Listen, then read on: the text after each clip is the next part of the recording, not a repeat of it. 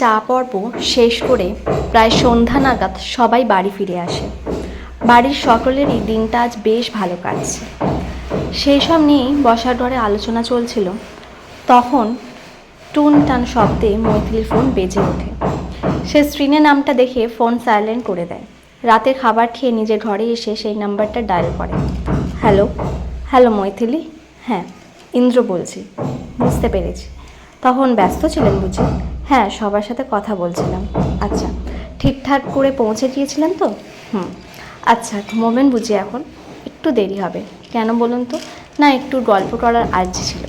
মৈথিলি হেসে ওঠে। আচ্ছা বলুন। ধীরে ধীরে রাতে বাড়ার সাথে সাথে কথার ওপরে কথা জমতে থাকে। ময়ূর নিজের বিছানায় চোখ খুলে শুয়ে আছে। চোখ বন্ধ করলে ধৃতির চোখ দুটো ভেসে উঠছে। কিছুতেই তো ঘুমাতে পারছে না।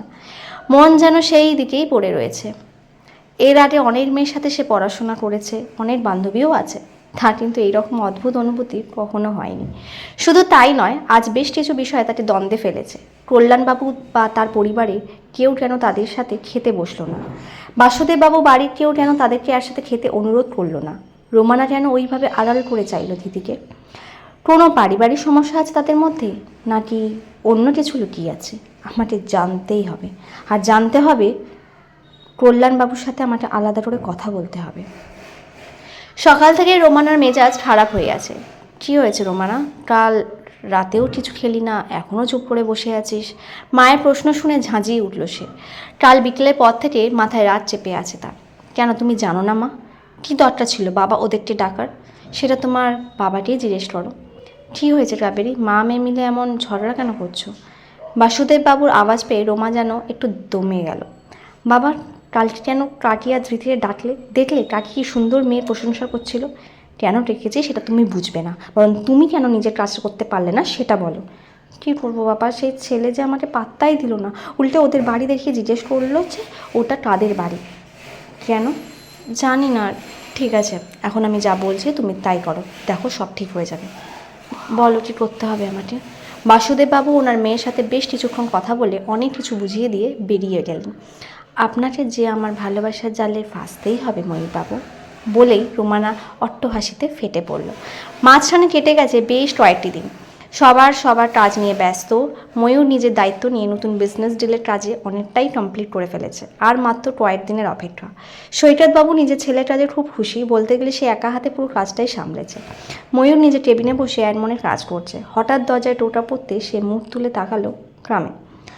ভিতরে প্রবেশ করলেন সৈকতবাবু। আরে বাপি, তুমি এখানে? আমাকে ডাকলেই তো হতো। ঠিক আছে বলো।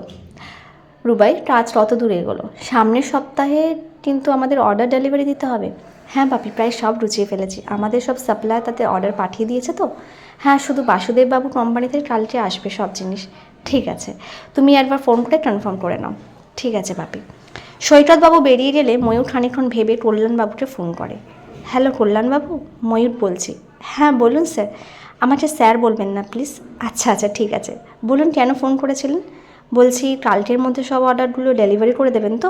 হ্যাঁ হ্যাঁ নিশ্চয়ই। আর কালকে অবশ্যই আমার সাথে এসে দেখা করবেন। প্রয়োজনীয় কিছু ব্যাপার আছে কি? আসুন, দেখা হলে বলবো। আচ্ছা। ফোন রেখে ময়ূর নিজের কাজে ব্যস্ত হয়ে পড়ে। বিকেল 5টা শহরে এক নামী কফি শপে বসে অপেক্ষা করছে ইন্দ্রনীল। সময় বাড়ার সাথে সাথে উৎকণ্ঠিত ও বিচলিত হয়ে পড়ছে সে।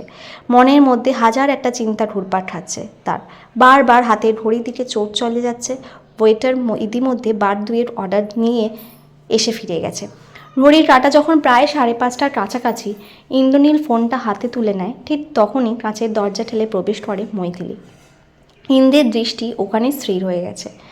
এক দৃষ্টিতে সে অপলকভাবে চেয়ে রয়েছে তার প্রেয়সীর মুখ পানে। মৈথিলি ওর ইন্দ্রর মধ্যে কী কথা হলো তা জানতে হলে চোখ রাখুন পরবর্তী পর্বগুলিতে। ততদিন ভালো থাকবেন, সুস্থ থাকবেন।